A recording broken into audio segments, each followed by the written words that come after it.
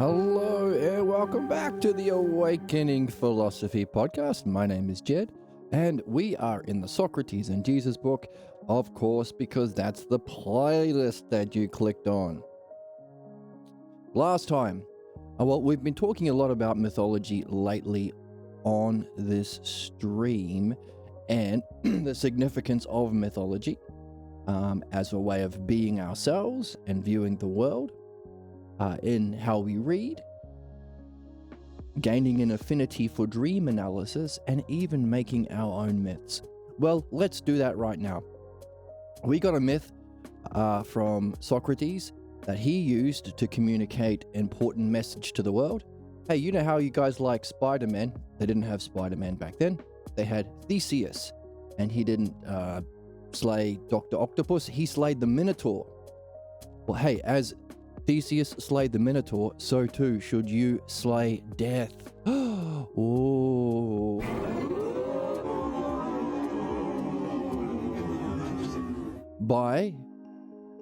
Well, there's a few things you need to do, but one of them is experience death. Experience the separation of your soul or consciousness or mind or psyche, whatever word floats your boat, from your physical senses and experience what it's like to die. So giving us the awesome expression, one of the things you need to do in life is die a bunch of times before you finally drop dead.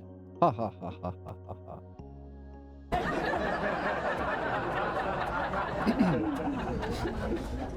Well, here's another myth. Well, how about you? No, I'll do what I did last time. I'll let you make a myth. Last time we slayed not death, but hell. We were like Doomguy in the latest Doom video game, where he goes to hell and he slays all of the boss demons and conquers hell. We conquered hell.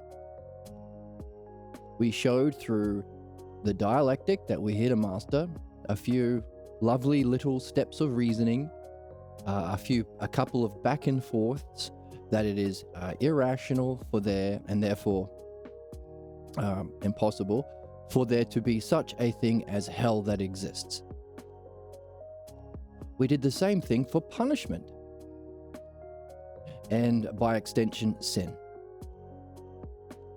So we slayed slayed sin, punishment, and hell. Wow, we are beasts. We are big, strong hobbits, not hobbits, that's a bad analogy. Jedis, let's use that. In this quest that we're all here to master, the movement from belief to understanding, we slayed hell itself.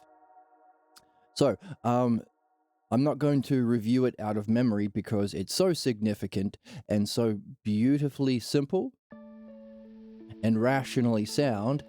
There's our Aphrodite and Apollo. That it's worth going to the source. And of course, that's something that Socrates shared with us in how we can share this amazing Promethean gift of dialectic with other people. If we make something beautiful and harmonious, then people might be curious about its source and might want to participate in its source themselves. So today is a Saturday night or Sunday morning for me. So I've been out playing music, and that's been on my mind. People who show an interest in what I play, and yet again, I get the question, how long have you been playing for? Which I'm trying to Aikido, use the energy coming towards me and just direct it in another direction. Are you asking how long I've been playing because you're interested in where this music comes from? In which case, let's talk about the mind. Let's talk about the principles of Aphrodite and Apollo, the beauty and the harmony in the song.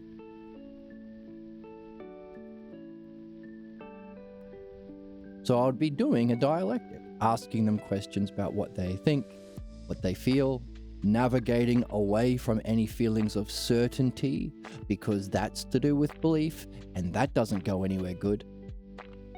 No, ain't no one doing any learning when you're doing debate or belief bullshit. So navigating away from that state of mind of certainty, using their curiosity and wonder, and navigating them towards the metaphysical principles behind beauty and harmony, the fact that they can be understood, and of course the fact that they lead to Hermes. That's the gift from Prometheus that can save mankind and bring us to the gods. And little tip, avoid the word God if you want to avoid belief and the conversation tanking. So mind, self, experience. So that's a gift from this book and how we might be able to share this, which is of course one of the 4 aspects of the art: dialectic to the truth, philosophy, dialectic to remove what's false and causing your problems, midwifery, dialectic in your dreams to unpack the providential messages and guidance you get every single time you dream, and of course sharing it. That's the mythology one. Sharing it. So, why am I talking about that now?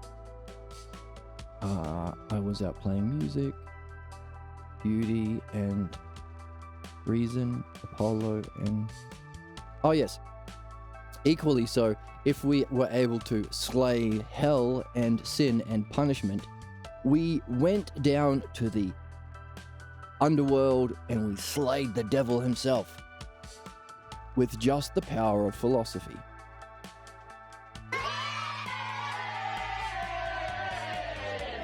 Hooray!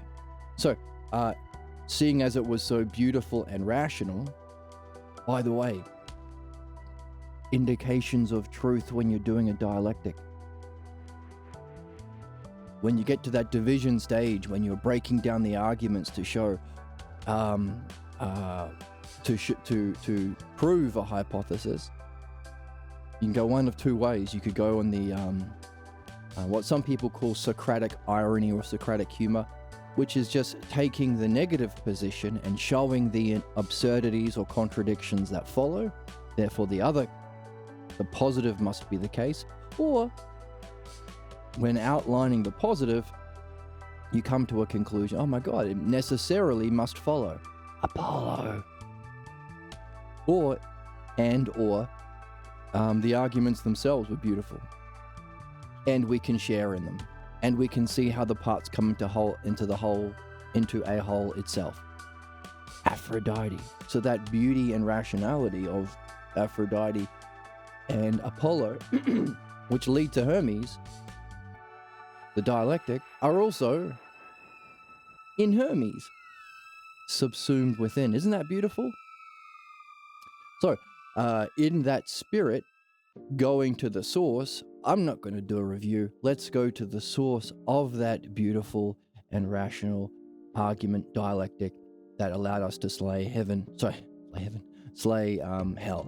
And after we nail that down, because it's worth having to share with anyone you care about who might be afraid of hell, that might limit their spiritual progress, or might block them from doing that thing that Theseus did. It might block them from separating their soul from the body and experiencing the eternal nature of their soul, which overcomes people's fear of death, which is important. So slaying the idea of hell and eternal punishment because you're a sinner, so hell, sin, and punishment, might be really, really helpful in dissolving those blocks to their own personal experiences and philosophical growth. Which is a neat thing to do. If you can do that to a friend, you are a neat person. And a clap for you.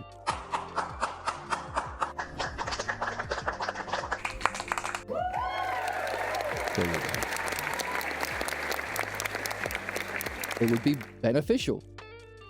So using your wisdom or your development towards wisdom through this learning to benefit others, being providential or like Zeus, which is of course our goal. So worth helping people in this kind of a way. After that, let's see where he goes from there. Is there a kind of Oh, and also, he mentioned there is a kind of eternal justice.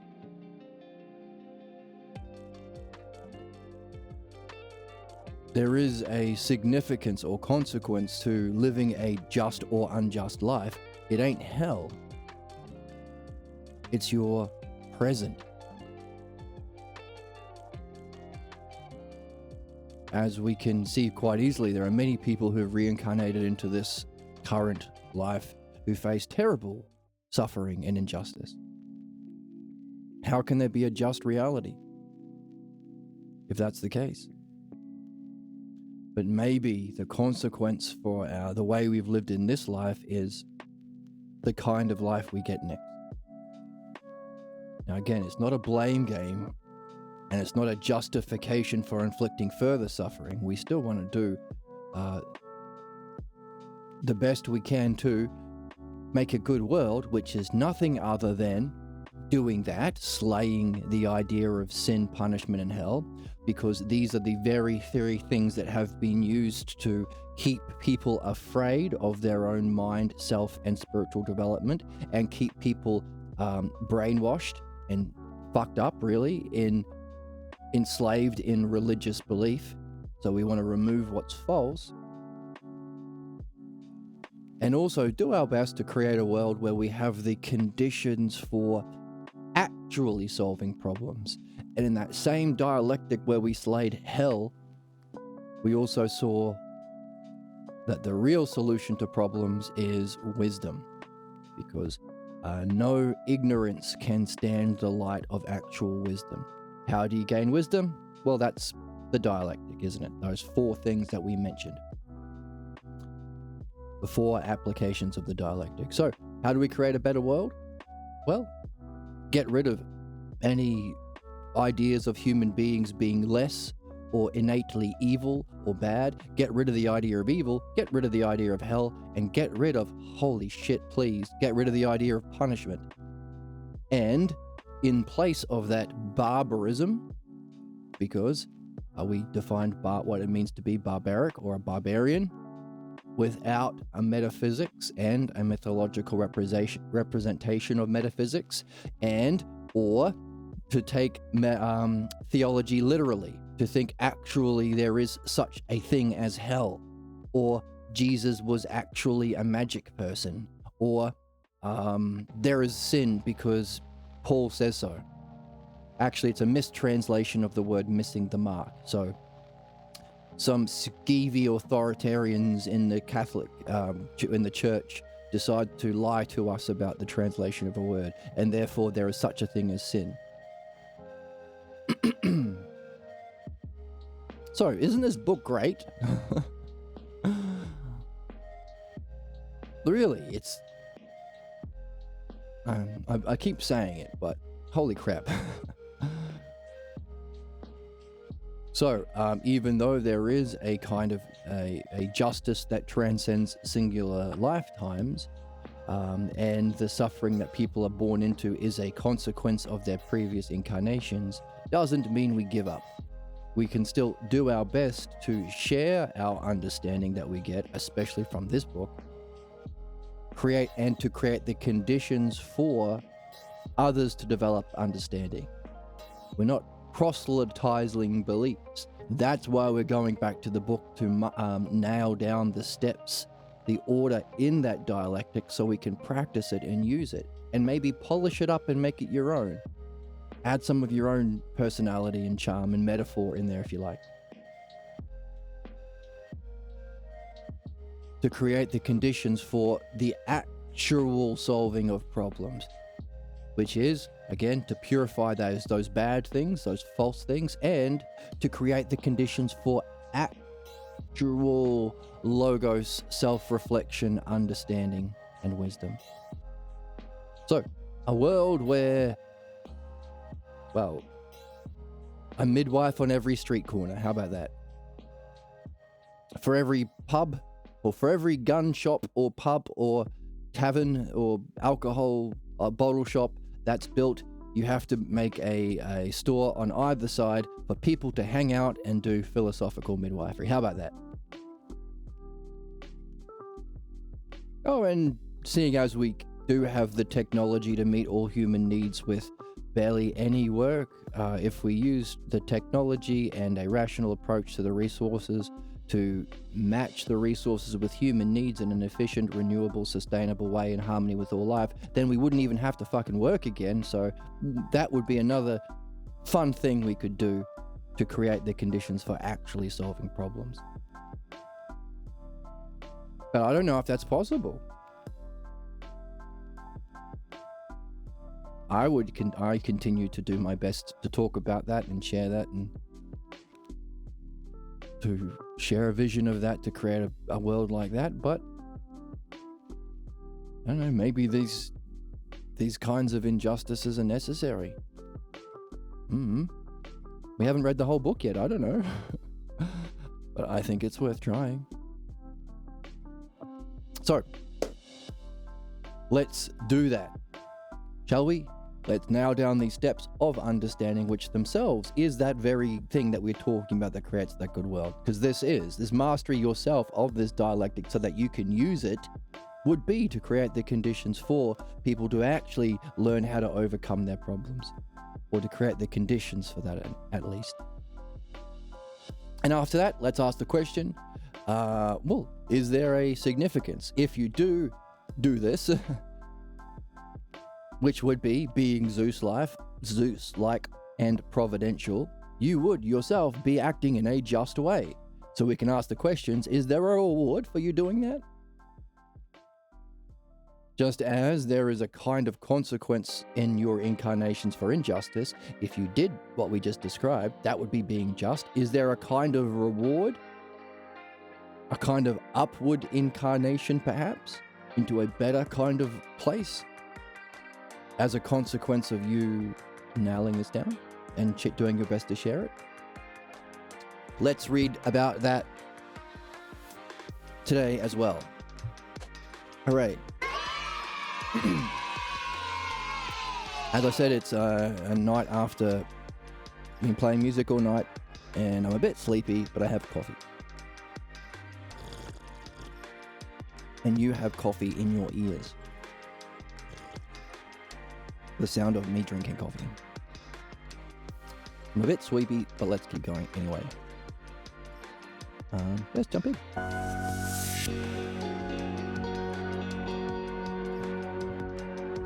Bulk. Smoky.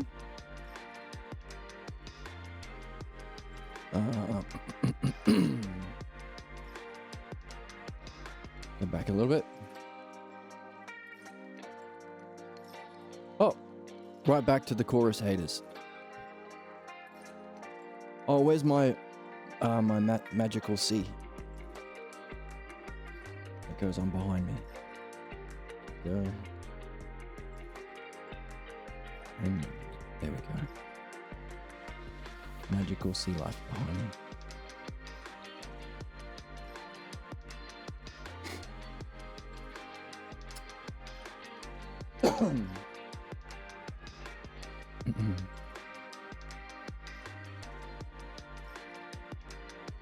Okay, so we do bad acts as a consequence of not being able to do the good that should be done for whatever reason.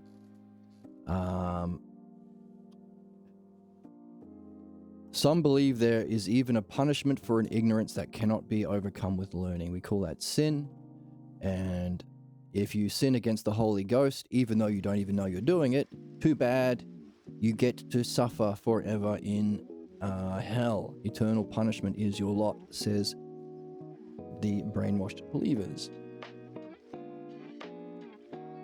Okay, so here, what do we say in response to that? So for these believers, is there a kind of ignorance that is even more powerful and pervasive than any wisdom? Or would you say, in principle, in definition, no ignorance can stand the light of actual wisdom and survive? And then the person you're saying this to will say, no, of course not. Wisdom and ignorance cannot exist together. So wisdom trumps ignorance. Oh, I don't even want to use that word. So it's foolish to punish for a lack of wisdom if wisdom can overcome ignorance.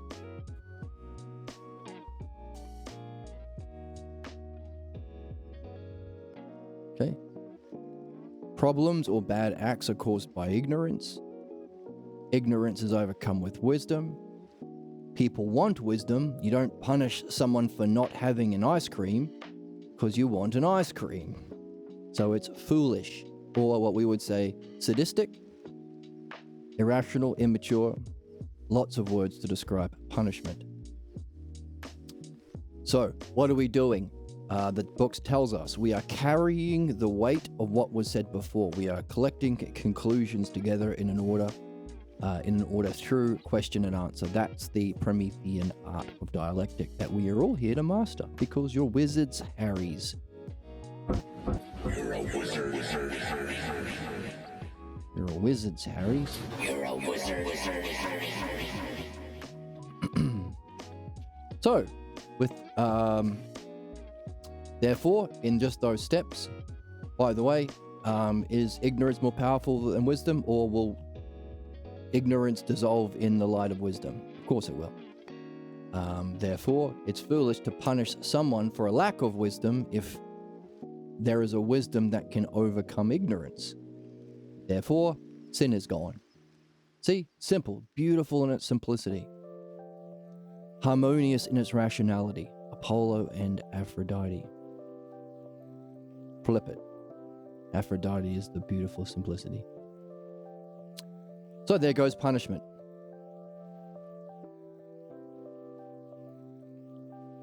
For the wise, it is possible to live without sin.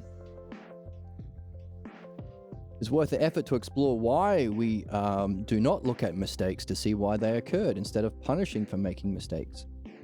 A failure to learn makes mistakes possible. So that's what we were talking about a moment ago. Creating the conditions for learning. Do you want to be a good person? That's it. Create the conditions for learning. Want to solve problems? Create the conditions for learning. All right. What we're doing, we're mastering the steps in learning. And even though I don't have all of the Twitch followers yet,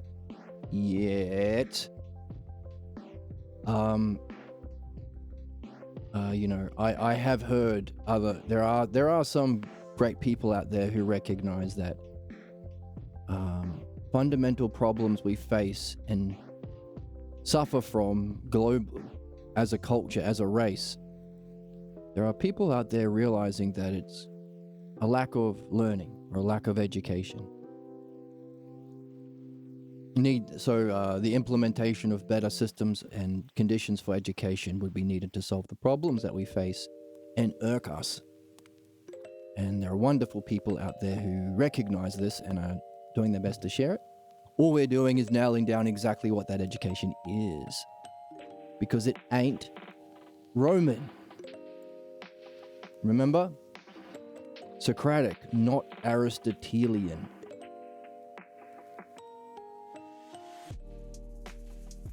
Right? Because that just leads to materialism and the kinds of thinking that we see today, where there is no justice because who gives a shit?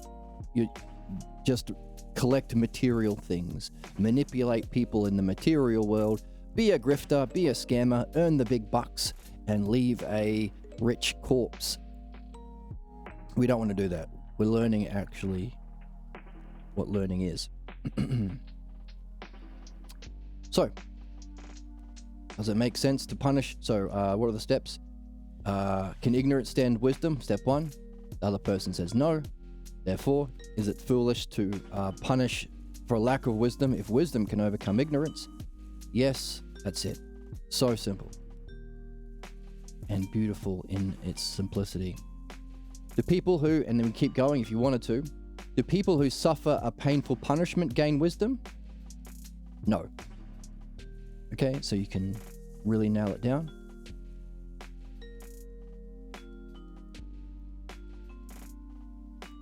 And you can see that expanding in the dialectic too. By definition, it's foolish to punish for a mistake if wisdom overcomes. Yes. You can take it one step further. Give a demonstration. So give an example. So this is the dialectic. Jesus got it first time, but if they didn't, well, this book is such a good book that he gives you the next step. I'm not sure. What do you mean? Well, do people who suffer painful punishment gain wisdom? As an example. Demonstration.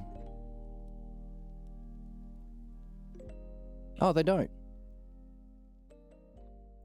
And you can actually follow it in with the positive. So we talked about a moment ago, as you break down the arguments, you can give the what if it is and what if it isn't.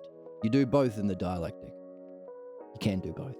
Now you can have both in your back pocket and fire the one that needs to be fired. Like when you play a game and you've got your first attack and your second attack. Or your ult. No, ult would be an ultimate attack. Forget about that. Your A button and your B button. So what do they learn is your B button. Oh, they actually learn from punishment to try and not get caught. How's that going? Americans. What happens if justice is about punishment and not getting caught? Well, you try and monopolize power even though you don't know anything about governing, so you don't get caught and get punished for your crimes.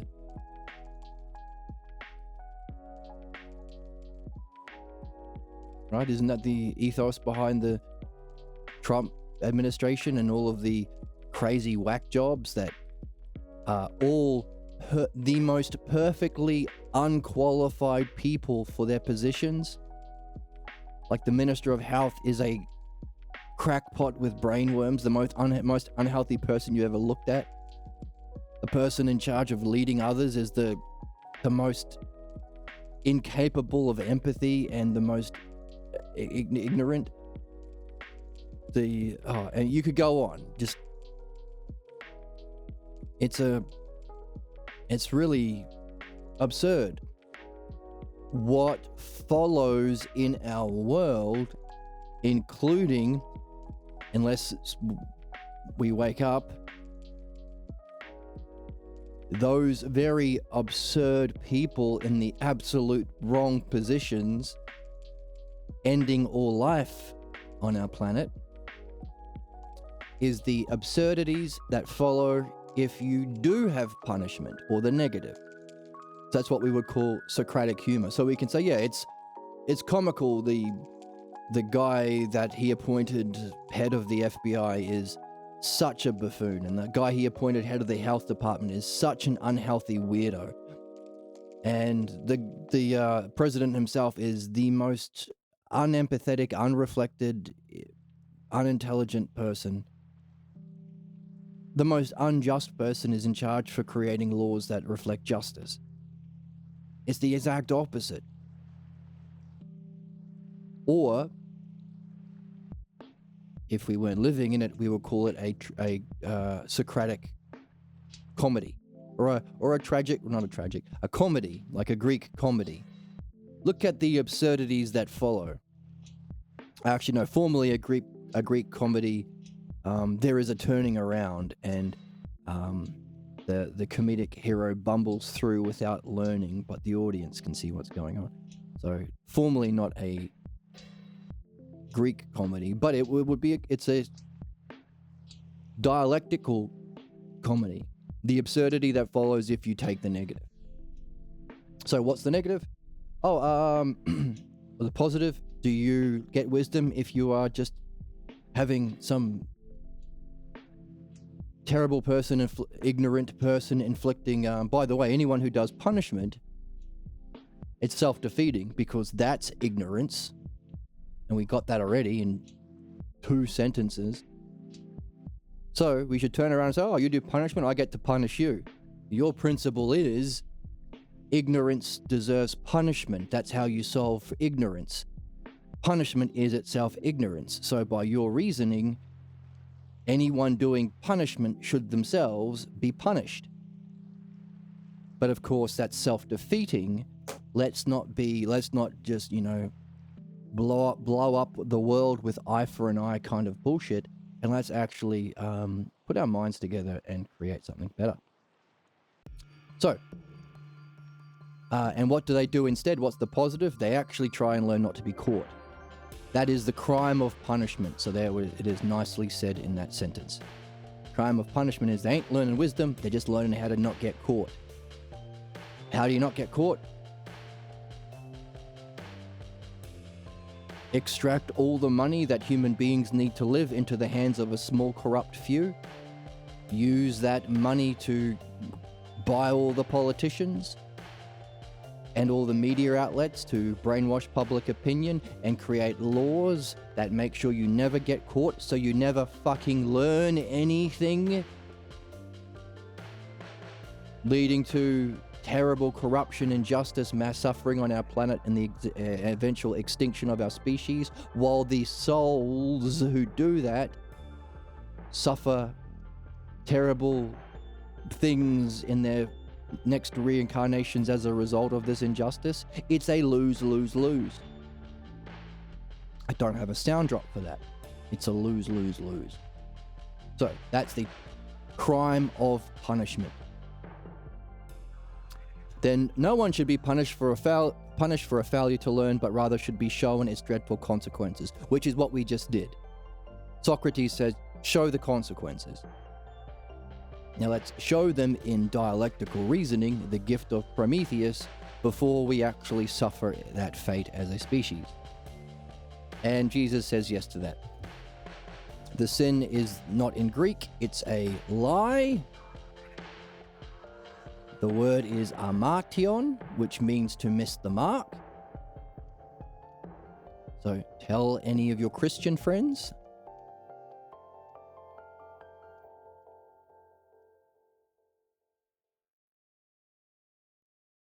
There cannot be a clash between good and evil if good is. So, this is the metaphysical new dialectic now. We've got it in one sentence, the definition. You don't punish for a lack of wisdom if wisdom can overcome ignorance. In a demonstration, in the positive, people who are suffering painful punishment don't get wisdom. In the negative, what do they learn? They learn not to get caught. Now we've got a new dialectic here. By definition, sin isn't a thing. But metaphysically, if good exists, if the good, if that the ultimate term metaphysically is the good or the one, then evil cannot know the good without losing its existence. Which is why we go through philosophical midwifery. You have to, or as an example, you can't believe that you've got nothing good to say and be the manager at your job. You won't apply for that position, or you'll sabotage yourself or something like that. You can't hold two ideas that are incompatible like that. Now, that's a basic example. Here, you can't know the good and be on the level of existence of the God, the self, and be not the good. So you can't know the good. So either the good itself or the knowledge, which is that second level. Let's bring up the map.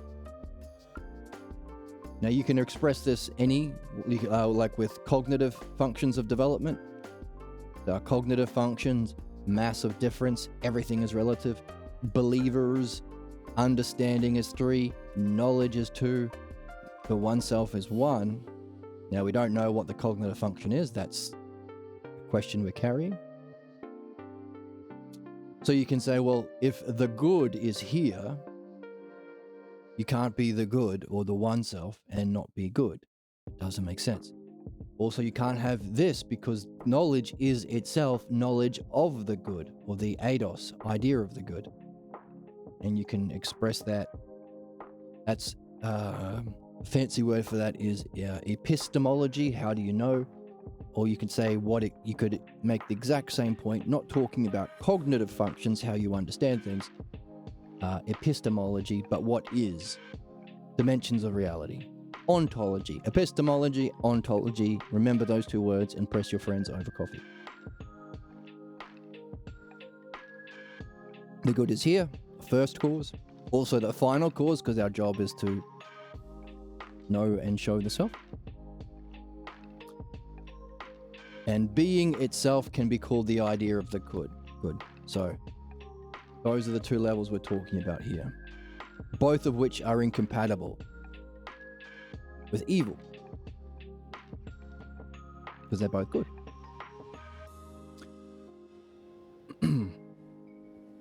So, if the good is, and also evil cannot know the good without losing its existence, and if it lacks wisdom in its act, then it can't be an opponent. So, no wisdom.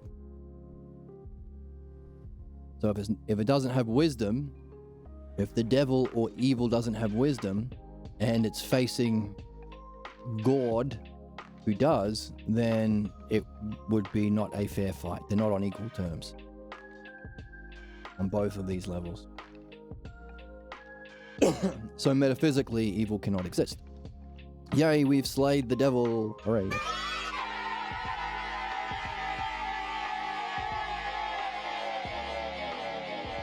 Isn't that neat?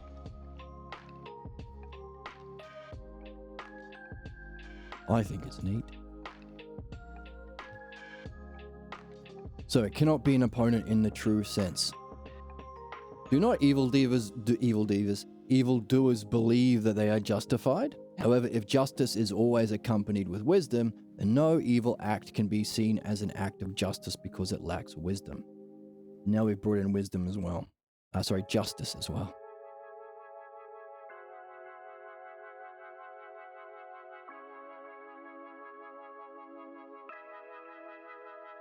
Can't do evil and say you're justified. Believers who want to share belief, which is in principle unjust, because belief not only causes problems, it blocks us from here. Or epistemologically, belief in principle is in opposition to understanding knowledge and the self. If justice lies here in experience and here in understanding it so you can make use of it, together we have wisdom, then if you are preaching that belief is a good thing, you are in principle acting in an unjust way.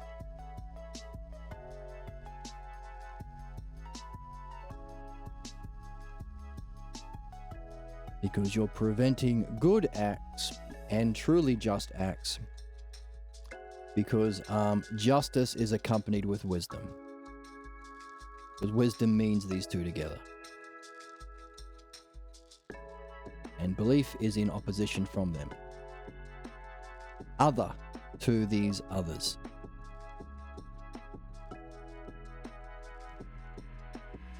So, not only is evil and hell in the ways that we've outlined impossible rationally in terms of what's needed to learn, impossible metaphysically or ontologically,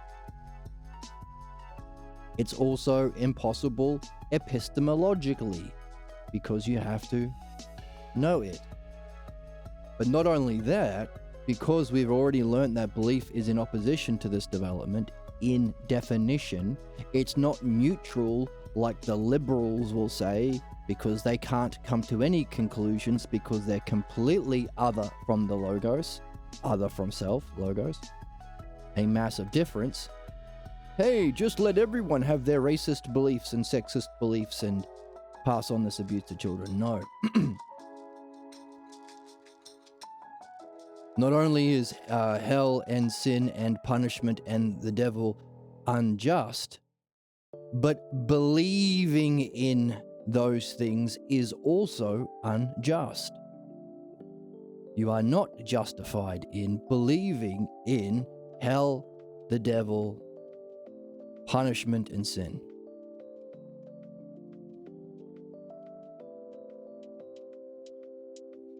Because epistemologically, you can't be justified. So people share beliefs by pretending, cosplaying, imitating, certainty of the believers that they got their crappy beliefs from. Look how strong and smart and wise my mummy and daddy looked when they told me these things. Even though they're idiots, or they haven't opened a philosophy book in their lives.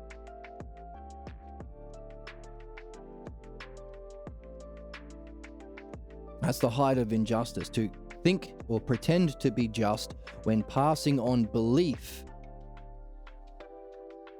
when you are doing injustice and you are passing on something that prevents the development of justice in others. So for that reason, it's unjust to believe in sin, punishment, hell, or the devil.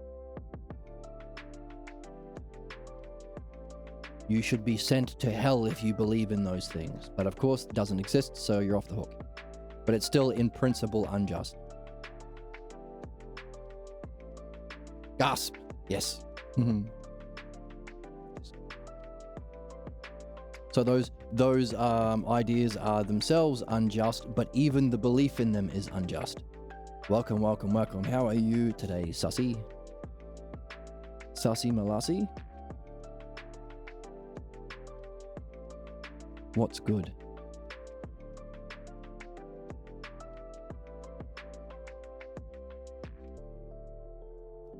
I'm alright. I had a successful night of music last night. That was fun. Got my coffee, so I'm staying awake because I can't pull myself away from this book. It bangs so hard.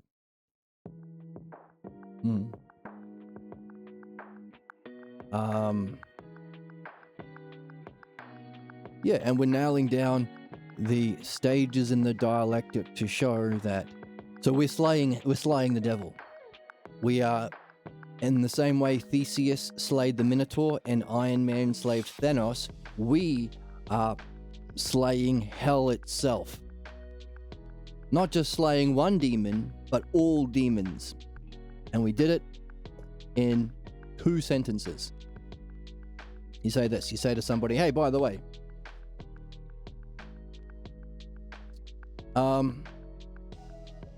do you think ignorance can withstand the light of wisdom and still survive?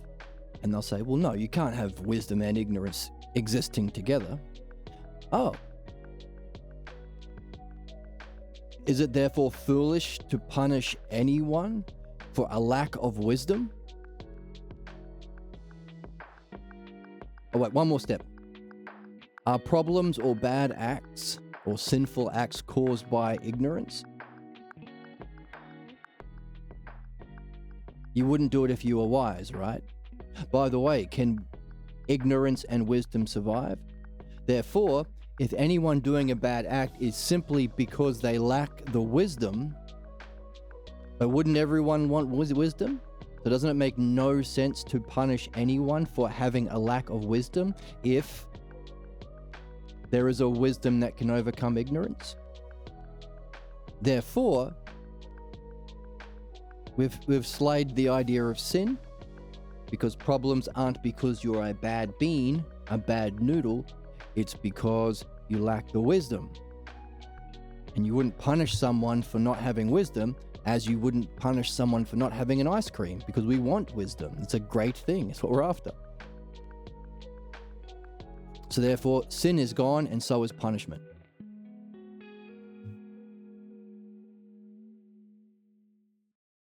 You can go one step further and say, well, let's say you do have punishment. What happens? Do people ever gain wisdom if they're suffering the pain under punishment? Does that help you gain the wisdom needed to overcome ignorance? Oh, so it doesn't work. So in principle, it's irrational, doesn't work in functioning. But also, what do you learn? To take the opposite. All you're learning is don't get caught. That's the current Trump administration. He's only in that place, not because he gives 2 craps about anybody in the country. Donald Trump just wants to not get caught for all of his unjust or ignorant-based acts of cruelty and harm. So modern America is the implications that follow not having this simple 1 minute discussion.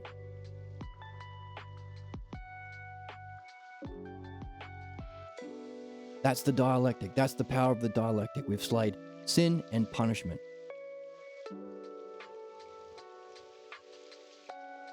No one should be punished for a failure to learn, but rather shown the dreadful consequences, and you only have to turn on the news to see that. So there goes hell and punishment. By the way, the word sin is a mistranslation of the Greek word amartion. Here it is, which means to miss the mark. So in definition, it's not a real thing, it's a lie. Like textually. Now metaphysically, you can't have a way of describing bad actions by there being a spiritual or metaphysical principle of evil also, because, sorry for the recording, but it's worth repeating, because if God is either the one or the good, you can't have evil there because the good is.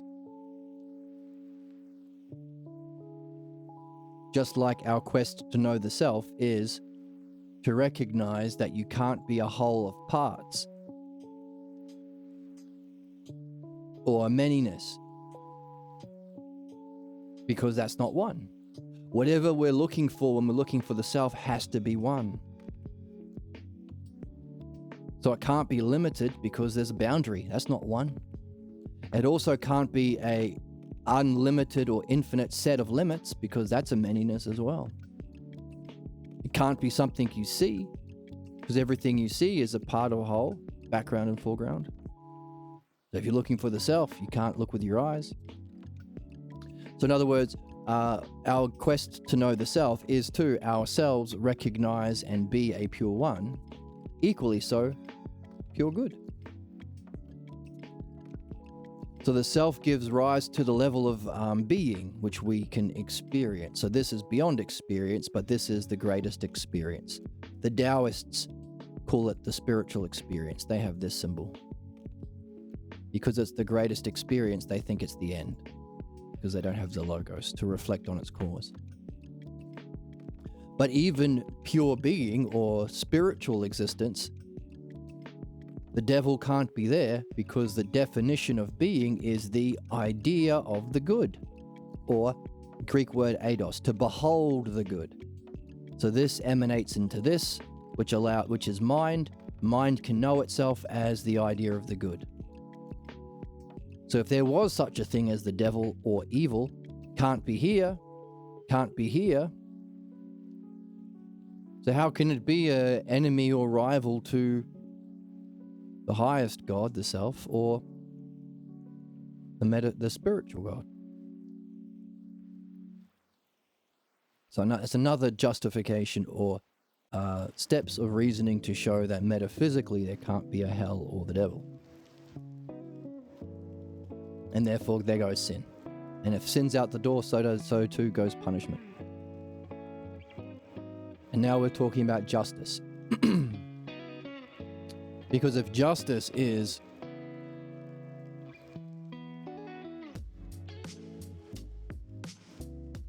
experienced as being or as knowledge, we got our self, being or knowledge, understanding, belief, and a massive difference. It's all relative.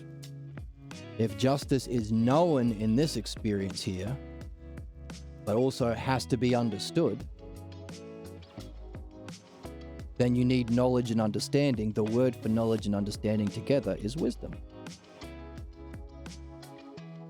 Therefore, justice can't be a belief-based thing.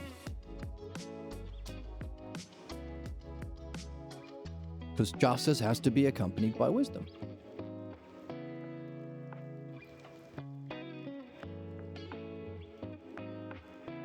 So if injustice is pretending you're just or feeling justified by teaching kids or your kids or proselytizing or preaching to the the masses in a church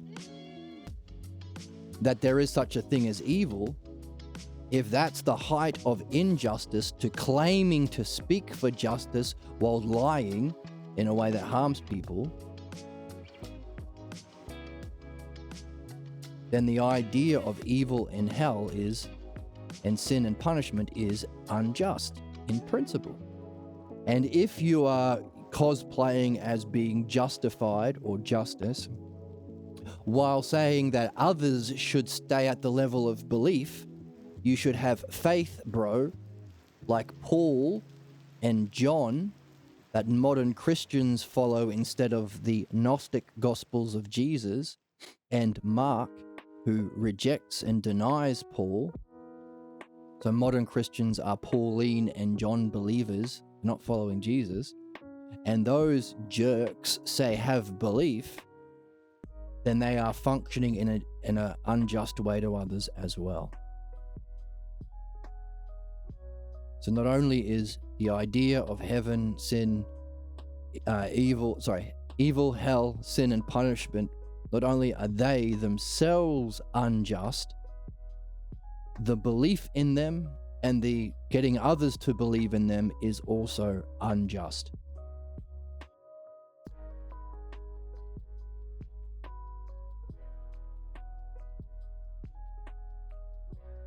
Easy to see in other professions. If you paid good money to be an apprentice mechanic, and you said, why do we put the carburetor on top of the spark plug? And your master mechanic says, just believe me. You would go, what the fuck, bro?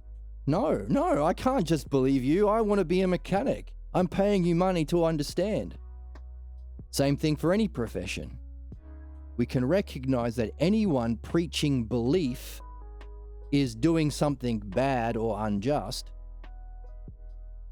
But now we've nailed down the height of injustice are the three areas left where we don't enforce this: politicians, clergy, and parents.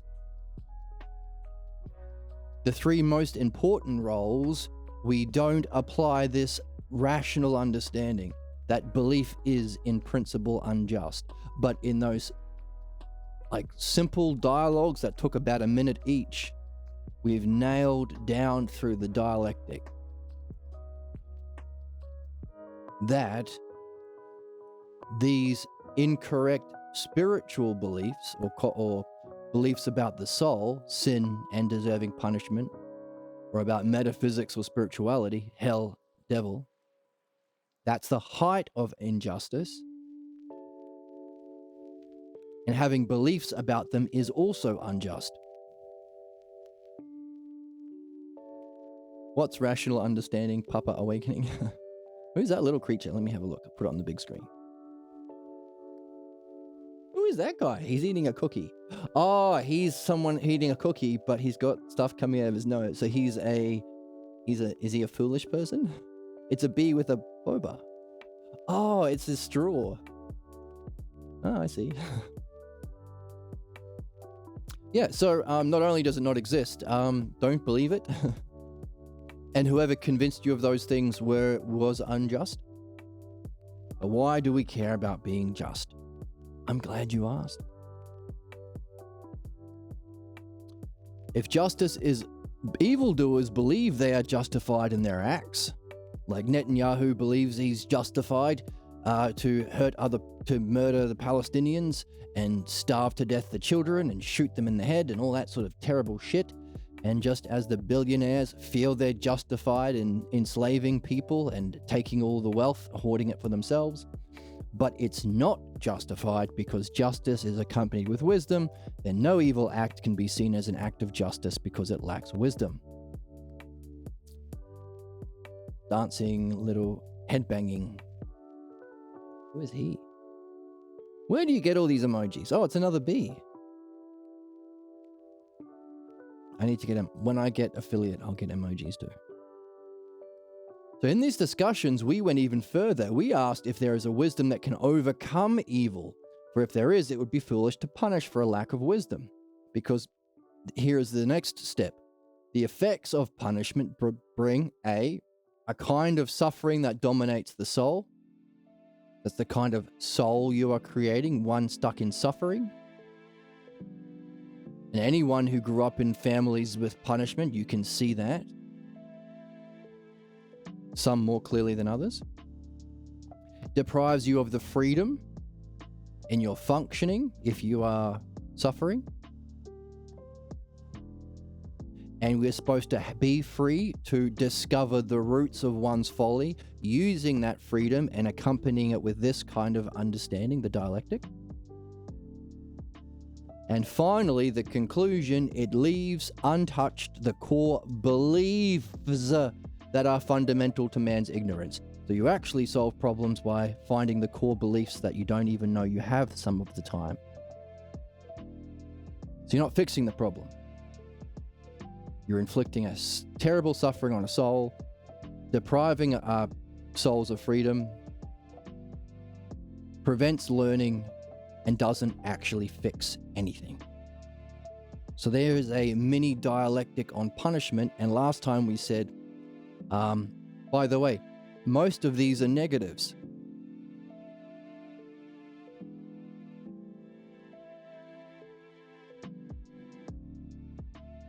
But also, punishment is itself the negative. So if we were to see this in the dialectic, we can recognize, hey,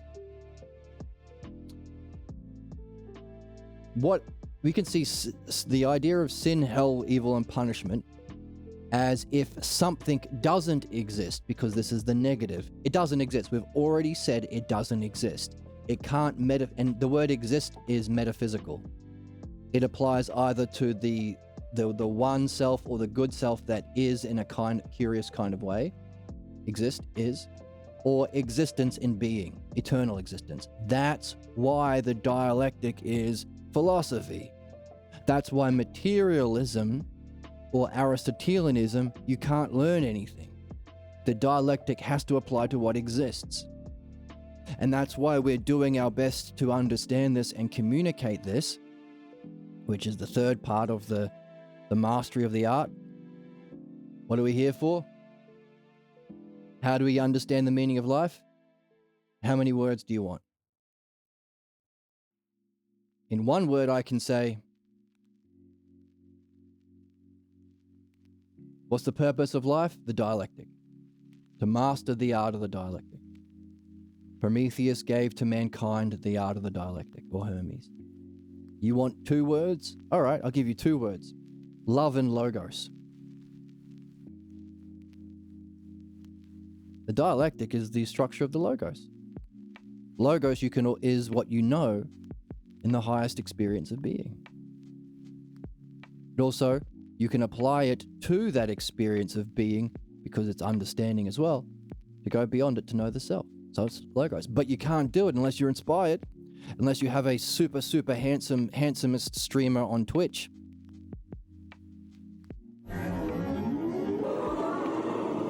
To inspire you, so you need love and logos, something that inspires you to play the game. There's 2 words. What's the meaning of life? Dialectic. Give me 2 words. Okay, love and logos. By the way, love and logos is philodianoia. What we do here, love of understanding. How do you remember them? Personify them. We've already got them. Hermes is that one word, dialectic. Love is Aphrodite. Logos is Apollo. By the way, all 3 is the anagogic triad. The 3 metaphysical principles that exist together in what the soul uses to move upward to reach our purpose.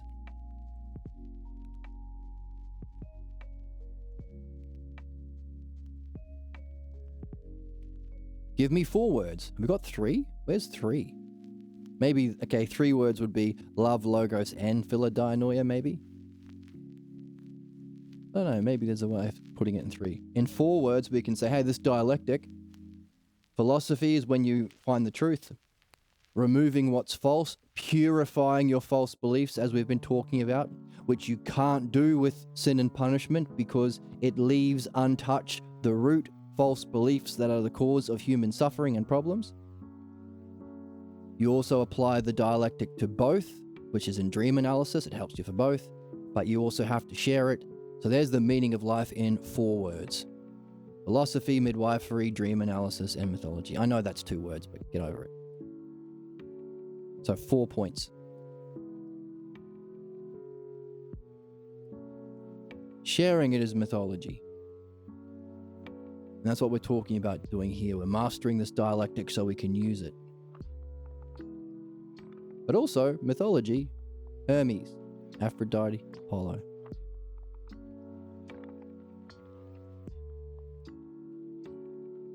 And last time we looked at how we can even apply a dialectic to mythology. Because we use mythology to read these texts. You don't take it literally. Taking it literally makes you a barbarian. I'm a literal believer in Jesus magicking from his death because Paul said so. Paul, the guy who threw rocks at Christians until they died for fun? Yes, that guy who said that he was appointed by God and is above Jesus? Yes. And started the church himself and rejected everything Jesus said? Yes, that guy. He said Jesus magic from the death, and I believe him.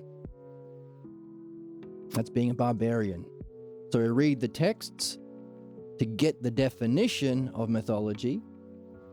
The best use of mythology is in your dreams, so there's your demonstration. The vision in your life, you can function yourself as a personification of these ideals. You can be Hermes-like. You can be Aphrodite-like and Apollo-like. You can be Zeus-like, using them all to benefit. So yourself as a mythology. You can view others as aspects in a collective mythology.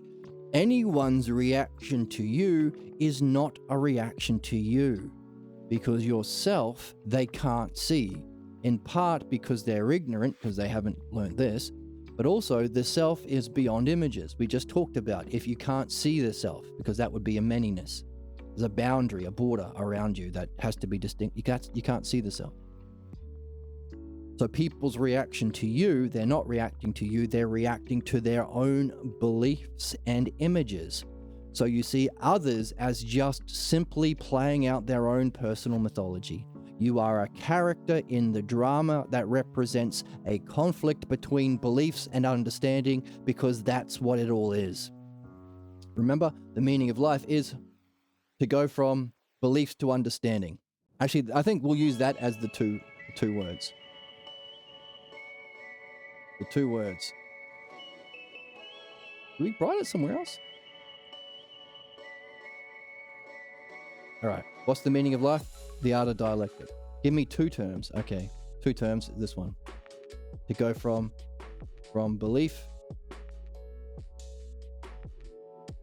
to understanding. There's your 2 words. Give me 3 words. Hermes, Aphrodite, and Apollo. Love, logos, philodainoia. Give me 4 words, then you lay this on their asses. You want 5 words. You have this as the start, and then you have these 4. Everyone is their own representation of the metaphysical principles, playing out the drama of their own images and beliefs in conflict with understanding. That's super important for us as philosophers, philodainoia is. Because belief shows itself in opposition to understanding. Mind, self, benefit, justice. So the better we are, the more we love understanding, the more we personify these ideals of understanding, the more believers are going to arc up, get annoyed, get butthurt, lash out. So we have to be aware of this so we keep ourselves safe. We take care of ourselves. Because even though you are a better person for going through this, and you are objectively a better person, yes, there are better and worse people, just as there are runners who can run faster and they win the gold medal at the Olympics. Not a bad thing to say people are better and worse, it's a true thing. You are objectively better if you are yourself personifying understanding. That's the meaning of life after all. But they won't see it that way if they are in conflict. So you will become a character in their vision, in their own world, representing understanding that they will be in conflict with. So don't take it personally. Keep your cool. Share your ups and downs with others. Expect these ups and downs. All of these are necessary elements of being in the game. So yourself as a mythology, others are just playing out their mythology, and also in your own acts. If you're going to create a story or whatever, or the work of art, make the characters represent what you've been learning. Use your highest vision and understanding. So that's division. We read the text to get a definition of mythology. The highest use of it is unpacking your own dreams. So that's definition, demonstration, division. We just cover that. And finally, to help others return to self, create your own mythology. Oh, sorry, in division, in anything you do, look for the principles.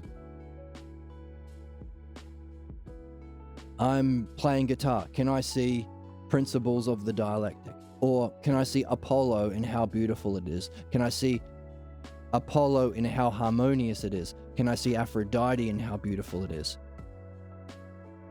Can I use it in a Zeus-like fashion to benefit the people listening?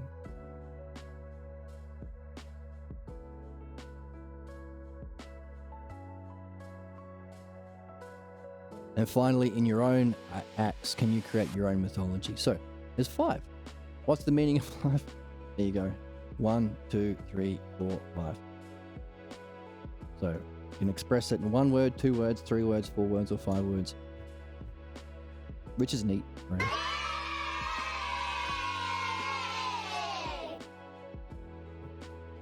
I think it's neat. So, oh, and last time we said, hey, by the way, this meaning of life to master the art of dialectic, you got to do it. And our author gave us an exercise. He said, look, that paragraph we just read shows you, so the dialectic has those 4 things: definition, demonstration, division, conclusion. But it also has 2 sets: if the subject exists, and if it doesn't. We've already said sin and punishment do not exist metaphysically, so it has to be in this category. He gave you 4 points.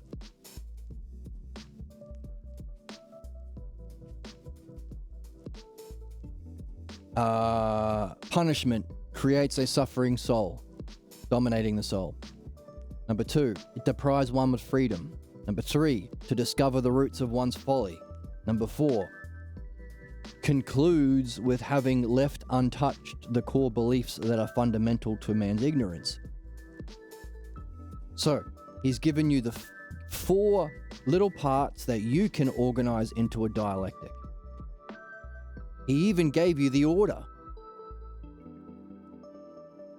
But he's helping you. He's acting providentially. Our author is being Zeus-like because he gave you the negatives, meaning you've got to, like you're playing a video game and you see, oh, there's a statue with a square base, the person here, and it's slightly askew of that square hole. I've got to budge it over, and then once the square thing is on the right thing, the door will open. This is the real thing. That's a shadow of this. He gave you the first one. What's the definition? If the real thing doesn't exist, a suffering soul. How would it function? No freedom. That's a negative. He's saying there's no freedom. Your job is to shift the statue over. If you've got no freedom, what do you have? That's the positive. I'm not standing right now. I'm not saying it the right way. I'm saying it in terms of negatives. I'm not standing. What you have to do is write down sitting. I am sitting. That's changing the positive, the negative to the positive in the framing. So, no freedom, what's the positive? No discovery. If you're not discovering things, what are you doing? Untouched core beliefs, again, another negative. Un shows you a negative. So if the core beliefs that are the cause of man's problems and suffering are untouched, what are they? Or what is happening? What is the conclusion? Okay? And because he's already given us a clue by showing us that these sin and punishment do not exist metaphysically, he's also giving us this side. So while he gave us the first one here, and he gave us a hint for those four, he's letting you do the positive. If sin and punishment is if something doesn't exist, what's the thing that does exist that it's the opposite of? And what would be the kind of soul that's the opposite of suffering? What would be the kind of functioning or demonstration over here that's the opposite of no freedom that you've positively framed because you did some work and had some fun? Hooray. Where's the joy? Where's the Whimsy. Where's the childlike wonder, dude? You had some joy and whimsy in doing it, dude. No discovery, what would you be doing with this? And finally, untouched core beliefs, what would be the conclusion if this other thing existed? So, that's super important, super significant. He's given you everything you need. He's given you a fantastic gift that's providential. This is not literally, that's not what it is. This is a fantastic expression as a gift from God, Zeus. Because this is what we're here for. This is the very art we're here to master.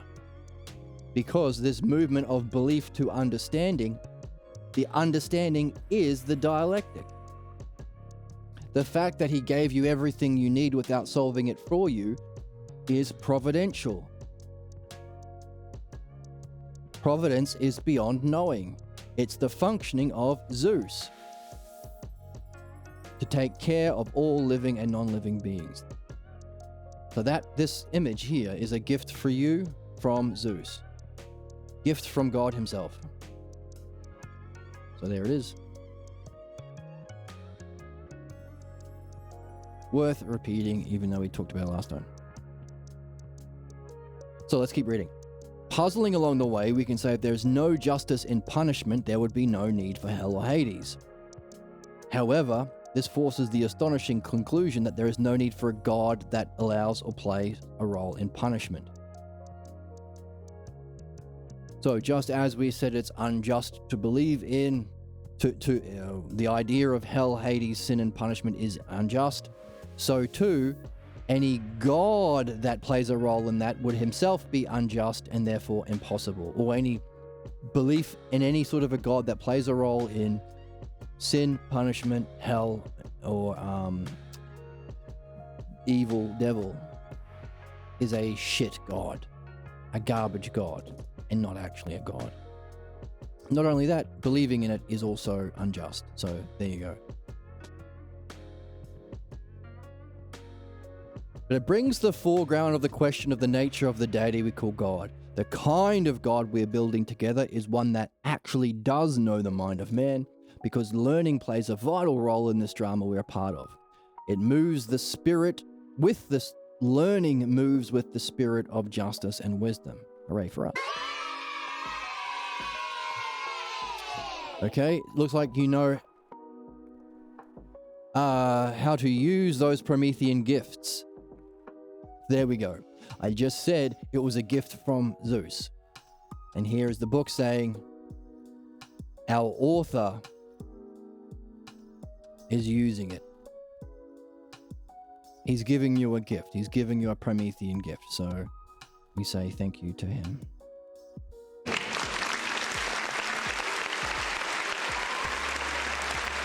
Next point, if the cosmos has no place for punishment, then can we say that the people who do wrong escape the consequences of their wrongdoing? That's the next question. What joy those who have committed those worst crimes must experience if they learn that no punishments await them. Imagine the greatest tyrants and sadists, the Netanyahus and Trumps of the world, and the Hitlers and the... you name them. Mass murderers, Stalins and Pol Pots. How happy they would be that they've gotten away with the worst crimes committed ever.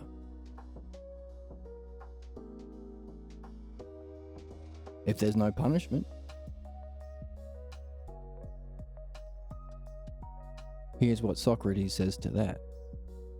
While there may not be an afterworld of punishment, there is a place where what is deserved plays out its hand with precision and skill. Where? Oh, right here, baby.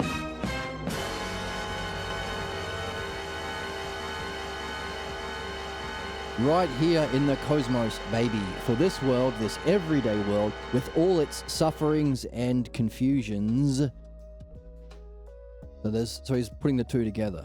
Physical suffering and also psychic suffering of the confusions that we feel living in this apparently unjust hellscape.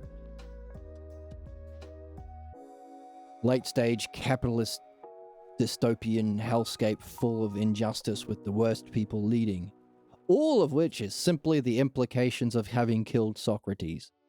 Mythologically, because he showed us what justice is, what lawmakers need to do, have wisdom of the Logos and make laws in harmony with them, to help people purify their false beliefs and develop understanding, as is the meaning of life, and we fucking killed the guy. This is the implications we're living now, the implications of rejecting the Logos.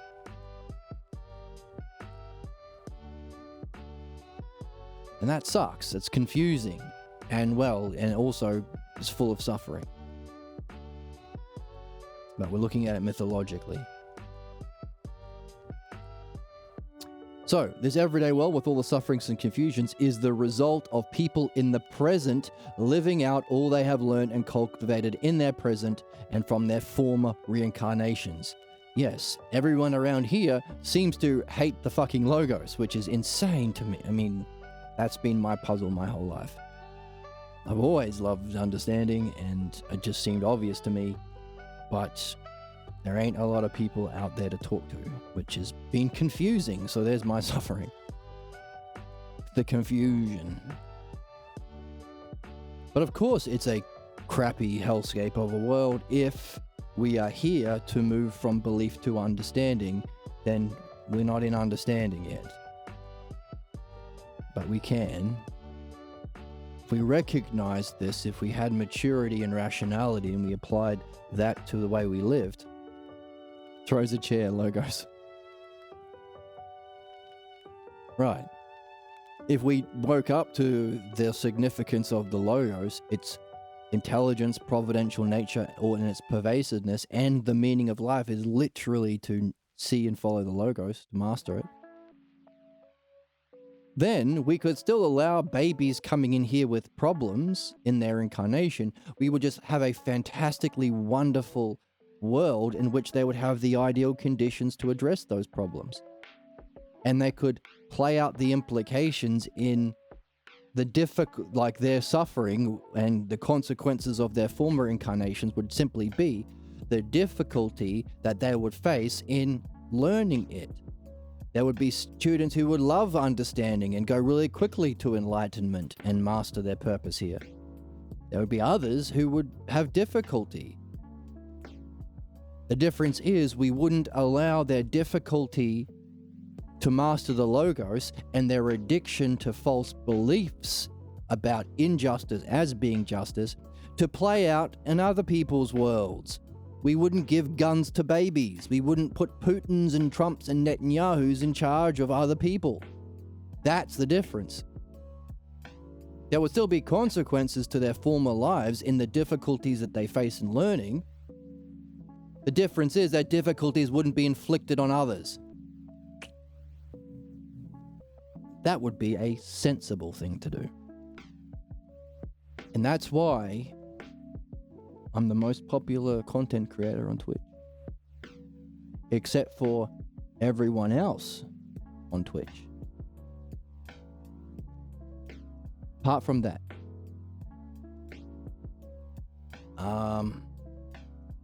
so whatever the soul has done to others will be done to them. How many times do you want to suffer it before you can learn from it? The deed and its consequence are perfectly balanced. In this way, there is a just rendering of deeds and their consequences.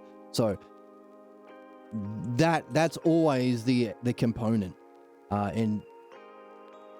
Mankind seeks to see justice. Everything we do is trying to seek the justice in the world, to see good. We're seeking the good. We want to see that we live in a just world.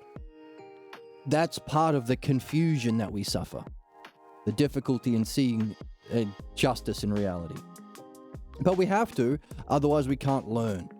Because there's a justice in our dreams that guides us in our learning, that we have to awaken to. Awaken to, no pun intended. But the element that always needs to be, in all of these questions about the justice of reality, there's always one missing element that's always necessary: reincarnation. You can't make sense of the injustice that happens in terms of the scope of one lifetime, necessarily. Equally so, why would we go through the confusion and suffering of ignorance ourselves if we weren't learning? Therefore, in terms of both injustice and justice, reincarnation is a necessary element in the equation. We have to be learning something that we can take with us beyond this. Equally so, there has to be a reason for this apparent injustice in our current incarnation. See how this book is a banger? It's just solved heaven, it's just solved hell, it's solved we slayed the devil and hell, we put an end to sin and punishment, we saw how that reality is just, all in the space of like 2 pages. And there's way more than 2 pages in the book, there's like 250 of them. This book is so good, oh my god, it's so good.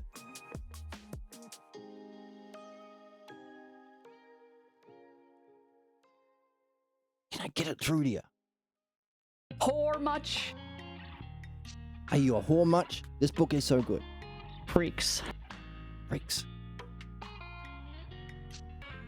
Alright, fan is on. Whatever the soul has done to others will be done to them. The deeds... So, by the way, another reason why do good things. Try and create the conditions for dialectic with everyone as best you can. Try to steer them away from their beliefs.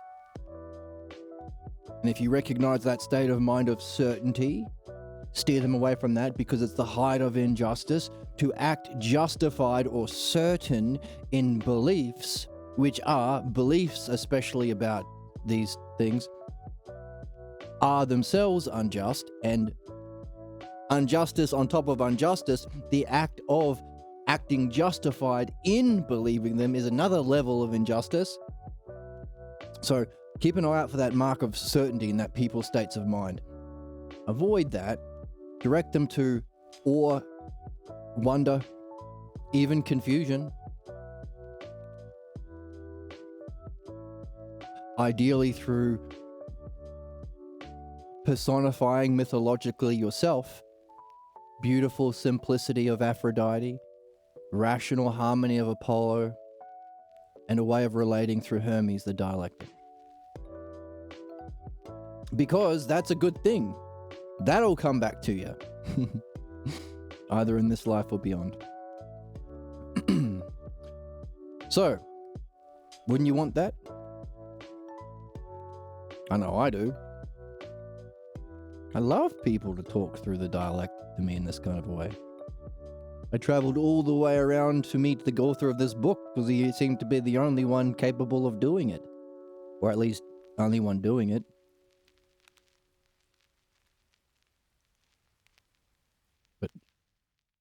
But we can share it more with the internet and I don't know. Create a new age. Let's do that.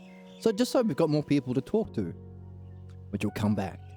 Justice will create more justice in return.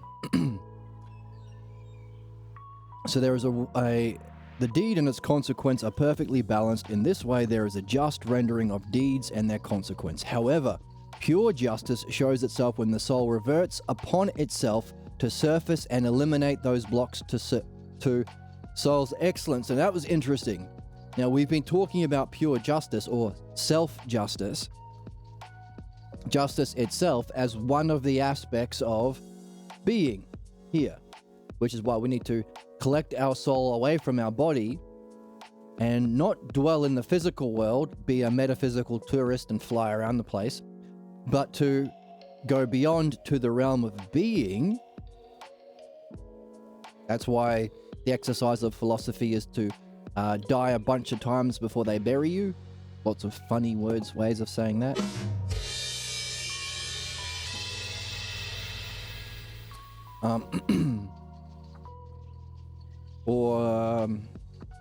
As we said, the dialectic is applied to things that exist.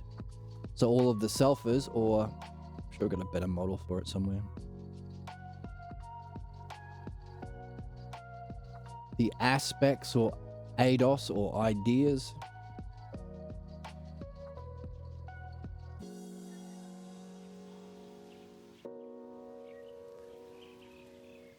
Here we go.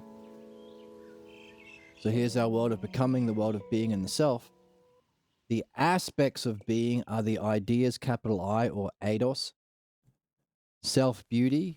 So in a love and logos-based relationship with someone who's a good noodle, good heart and good head, you can reach various intimate levels of experience of beauty, culminating in the experience of enlightenment, pure bliss. So varying levels of beauty and bliss experienced through intimacy, provided it's love and logos.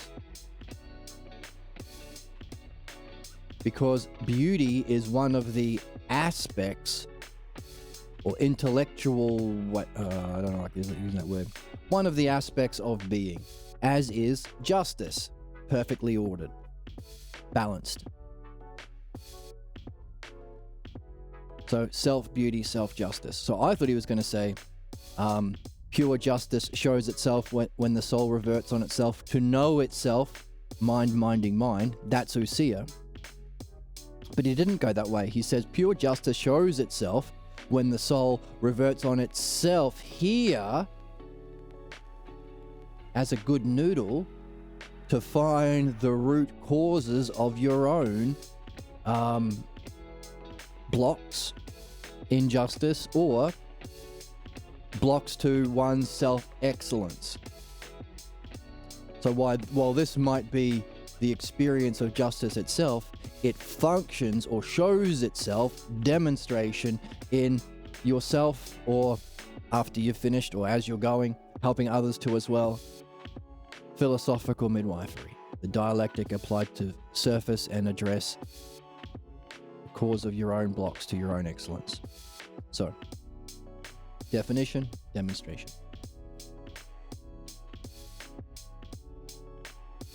Pure justice shows itself when the soul reverts upon itself to surface and eliminate, purify, dissolve those blocks to the soul's excellence. The soul survives death and is reincarnated. Now, we've seen many justifications for that. The dialectic on justice we just went through to show why it's beautiful and necessary for reincarnation to be a thing. There is a bunch in the Phaedo, the Meno, bunch of Socrates dialogues. He gives you different dialectics to show that reincarnation is a likely hypothesis that you can then verify for yourself in the experience of separating the soul from the body. So it begins as a likely hypothesis, but you verify it, which is why philosophy is so neat. Ain't no belief up in here, in this his house. You get to verify. So it's even better than scientific hypotheses that are never verified. They always evolve. It's not a not knowable thing, whereas this is. But he's not doing that. He's just saying,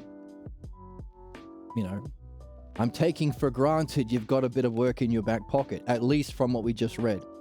Just says it. The soul survives death and is reincarnated. But of course, Socrates and Jesus are literally talking in heaven, so, you know, I don't think they have to go through it for them.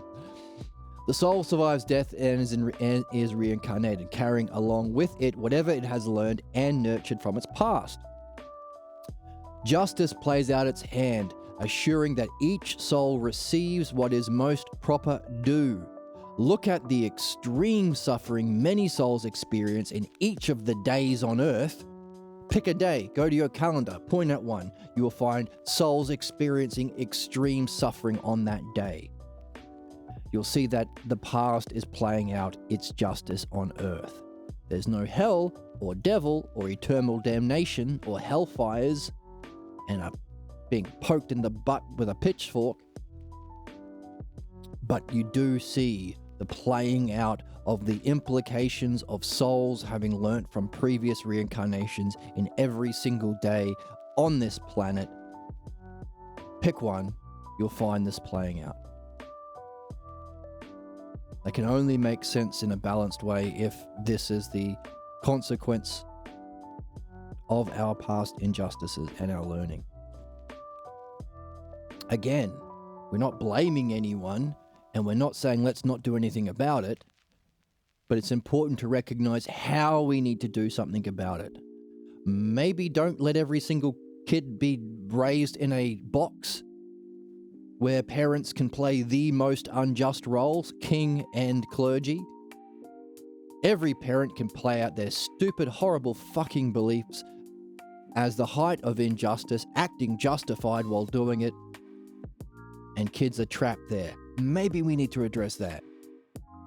Equally so, kings and clergy. Ain't none of them got wisdom or justice. They're doing the opposite while acting justified, grifting and abusing. So in other words, let's address what we've got going on here to lessen the suffering and create the conditions for the learning. I mean, please? Like, why not? Oh, and any answer to why not will be your own ignorance. And your purpose here is to address, when I said why not do that thing, that seems like the best thing to do and the most obvious and good thing to do. When I said that, if there was any hint at an opposition to that, that's your issue. That's why you're here. And you better address that. Otherwise, again, you're going to play out implications in your next lifetimes if you don't. If you find a way of not suffering it in this lifetime, you'll get it in the next. In other words, surfacing the truth, bringing the truth to light will also surface objections to it, which is normal. It's not a blame game, but it's the very things you need to look at while you're here. That's the learning.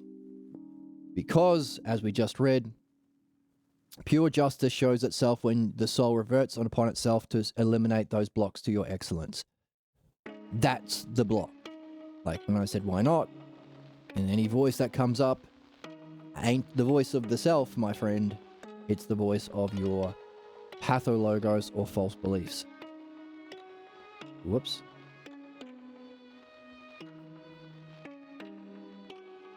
Pure justice shows itself when the soul reverts upon itself to surface and eliminate those blocks to the soul's excellence. Bingo, bango, bongo.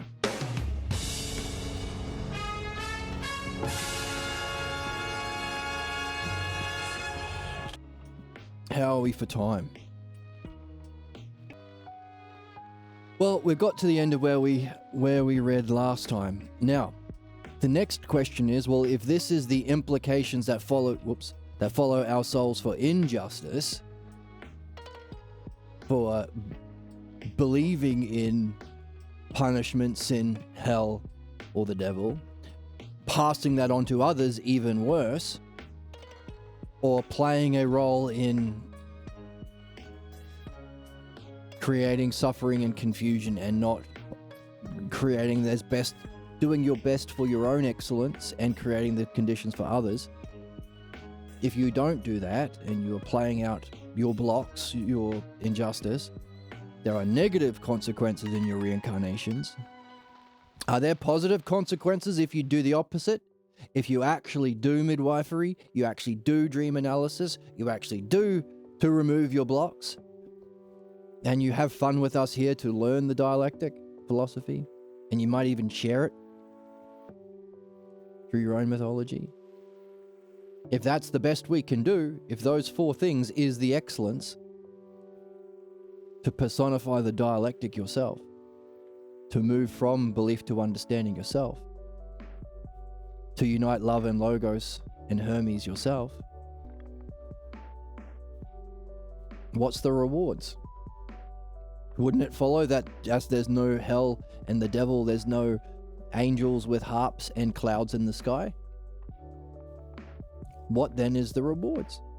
And if we reach it, if we purify our beliefs, if we get there, maybe you're lucky enough to find another philosopher that you can do this as much as you can every day. Does that mean you don't reincarnate at all? Or you reincarnate into a much, much better world without the everyday suffering and confusions that people have on this earth that makes it a shit place to live? In other words, what's the rewards or implications of actually doing it? Giving up belief, especially beliefs in these things, and especially passing it on to others. What if you did stop doing that? You did the work, you had fun, you realized you were a wizard, Harry. You're a wizard, Harry.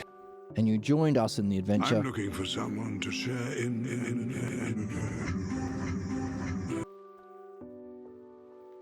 What's the good things in store for us?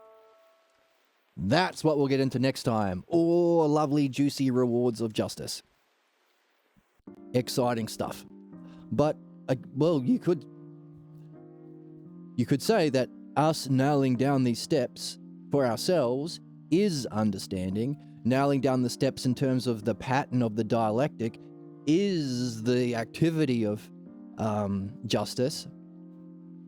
Because we are, by nailing down these steps, we are ourselves helping people to revert upon the false beliefs that block soul's excellence in others.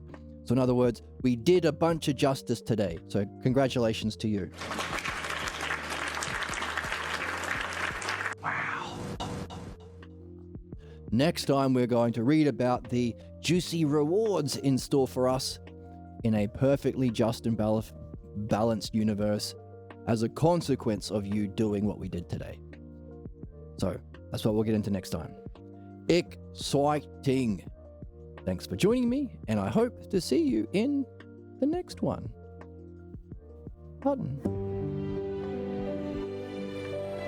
Bye.